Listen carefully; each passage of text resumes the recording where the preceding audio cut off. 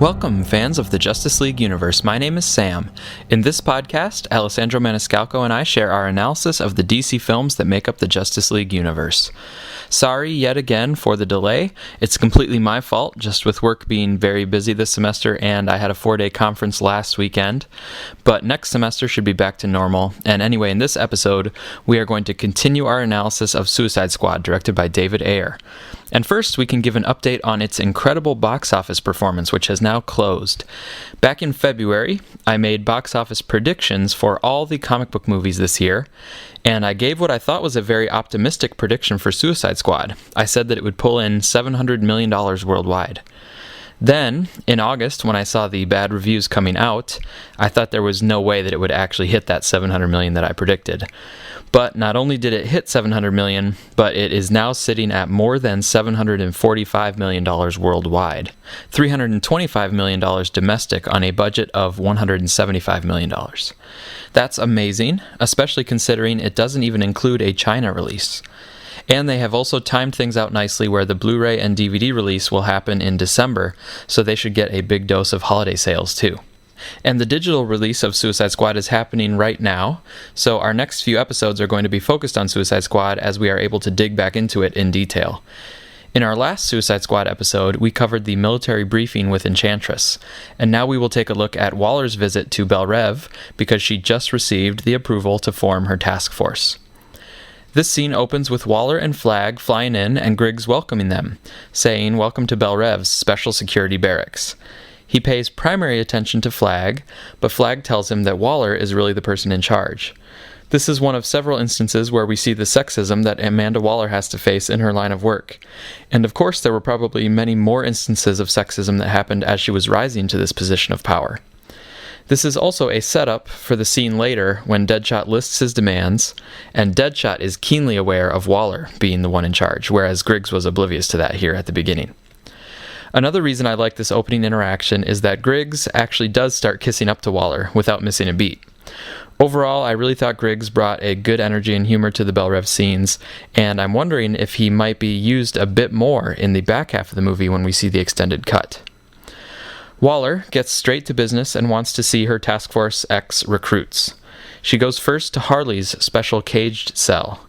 We've already been introduced to Harley and seen some of her interactions in this setting, so that familiarity allows us to focus now on her stare down with Waller.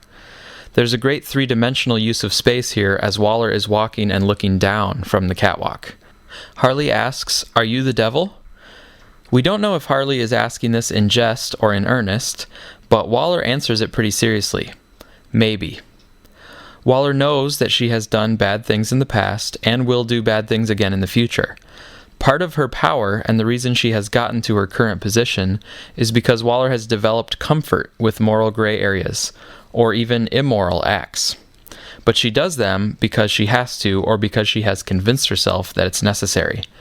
And this willingness to justify and carry out evil might be what makes someone the devil. Maybe. Or it could also be because of her position over the members of the Suicide Squad. She's about to tempt them into morally questionable acts. If Waller is sort of like the devil, then this whole scene is about the squad members considering making their own deals with the devil.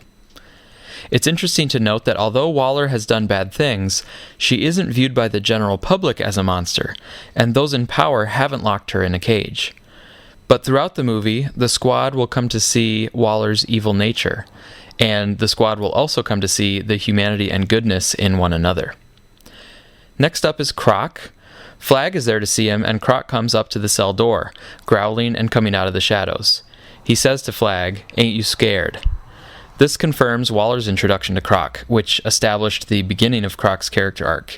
He has been treated like a monster and so became a monster. And here with Flagg, Croc just assumes that people should be afraid of him because he is a monster. Yes, Croc looks like a freak and has done some terrible things in the past, but he hasn't done anything to Flagg personally, yet Croc still expects Flagg's initial reaction to be one of repulsion or fear. Flagg, to his credit, does not show fear or disgust. He just asks Croc, "Why'd they put you down here?" He is actually opening up a little line of communication between himself and Croc, and Flagg is subtly suggesting that maybe Croc doesn't deserve to be treated worse than the other criminals. Croc responds, "I asked." So Croc wants the solitude and the sewery environment.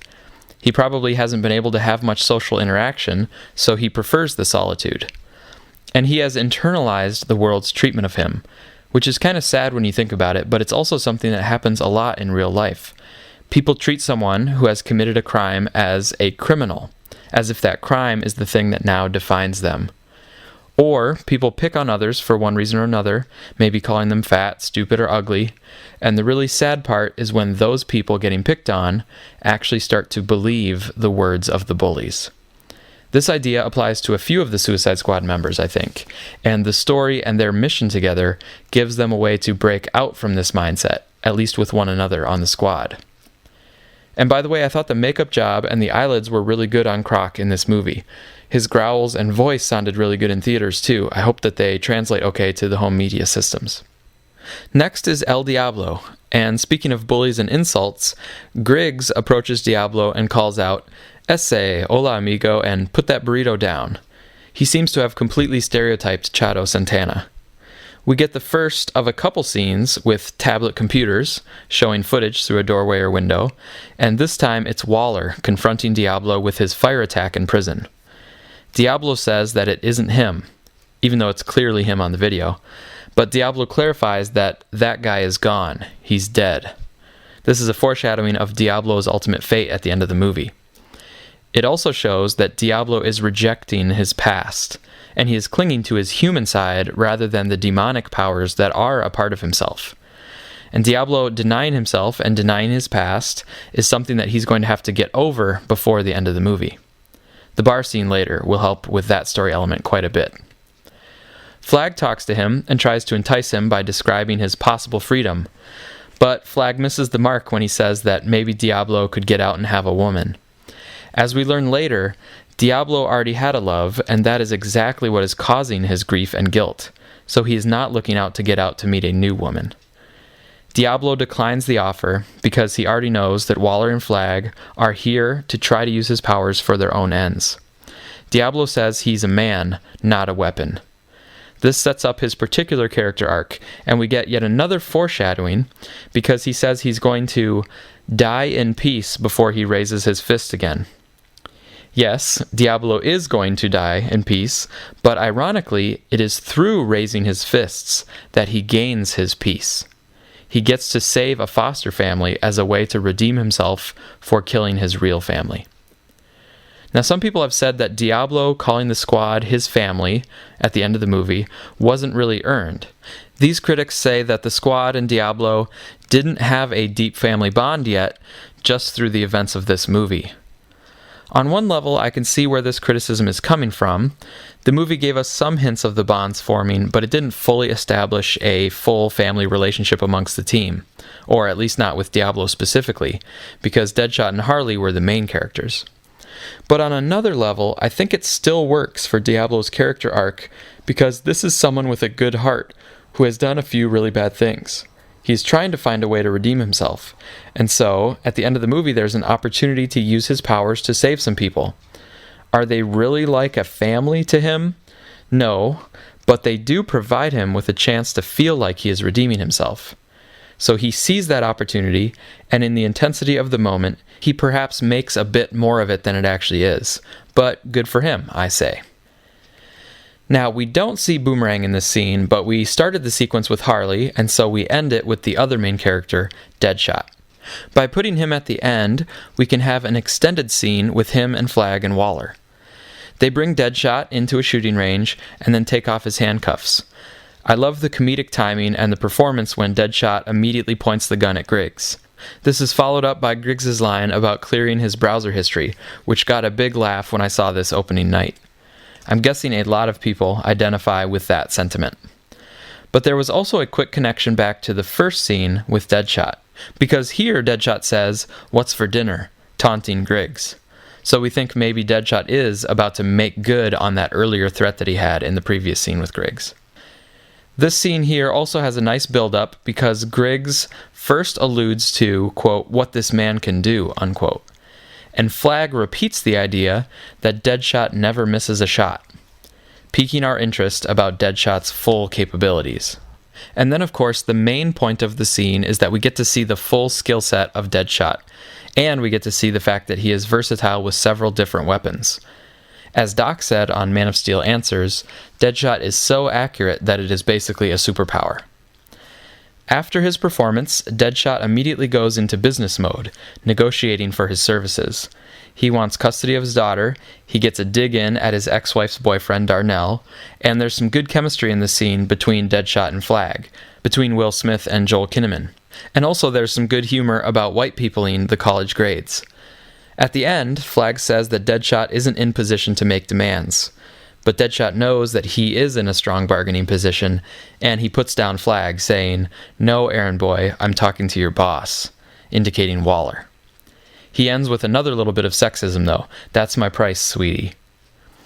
Overall, this scene accomplished several things in a short amount of time. We got some humor, some light action, we got to know Deadshot's personality as bold, confident, with high levels of awareness, and we saw him start his interactions with Flagg, and those interactions will continue throughout the movie as they size each other up. We also saw that Deadshot does not seem to be inherently evil.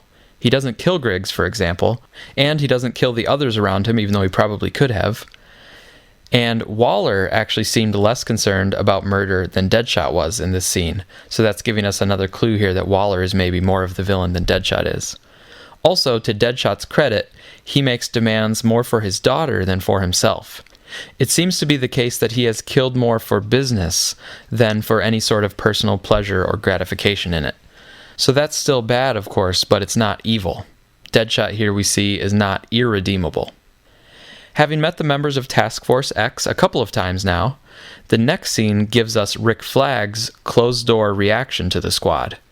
He starts by calling them criminals and psychotic freaks. He says it makes no sense and that he could assemble a much better team of trained soldiers.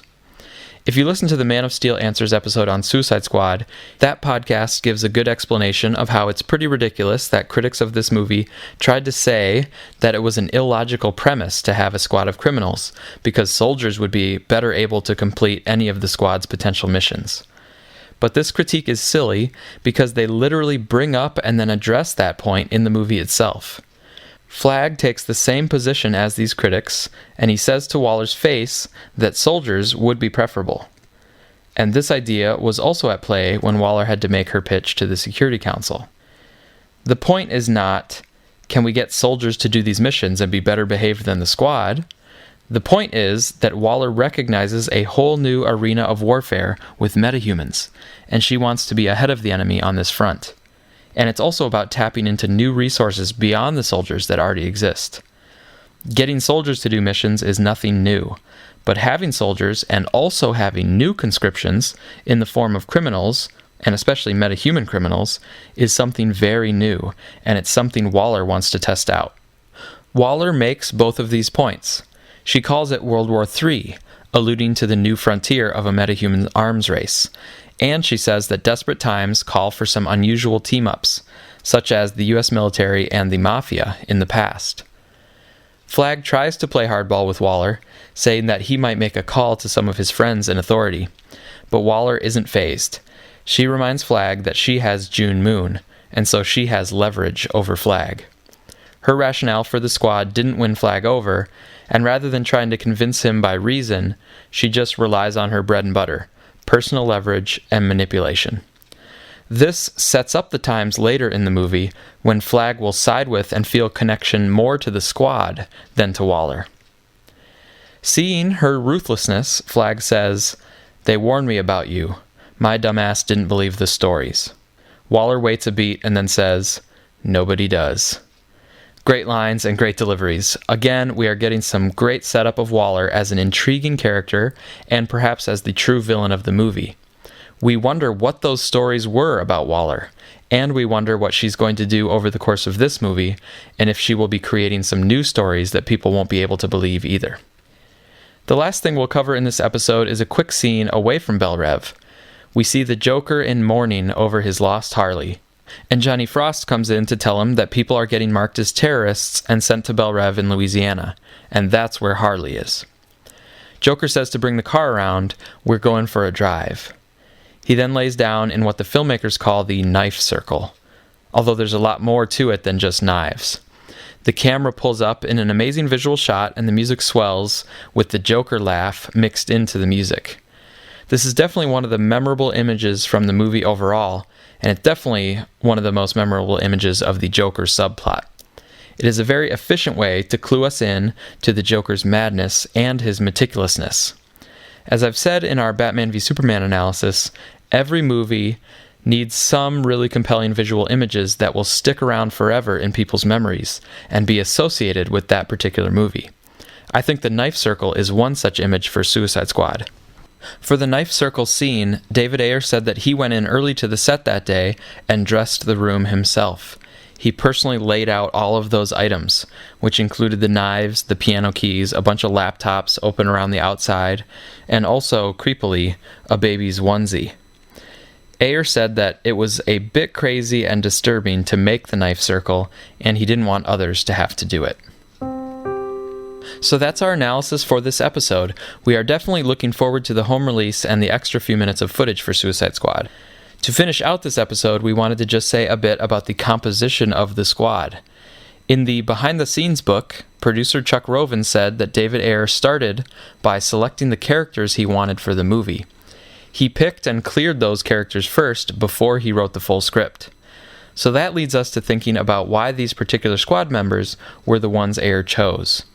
And it also opens the door for critiques or personal preferences. For example, if you think some other squad members would have worked better for the film. If you have thoughts on the squad members, please let us know at our Twitter handle, JLU Podcast, or by commenting on this episode. Right now, we're just going to do a quick rundown of what each character brought to the movie, and so maybe this is some of what Ayer was thinking when he formed his roster. Deadshot and Harley Quinn are clearly the leads. They give a nice male-female balance, and yet we don't have to deal with any cliched sexual tension, because Harley is totally into the Joker, and Deadshot's only real love is his daughter.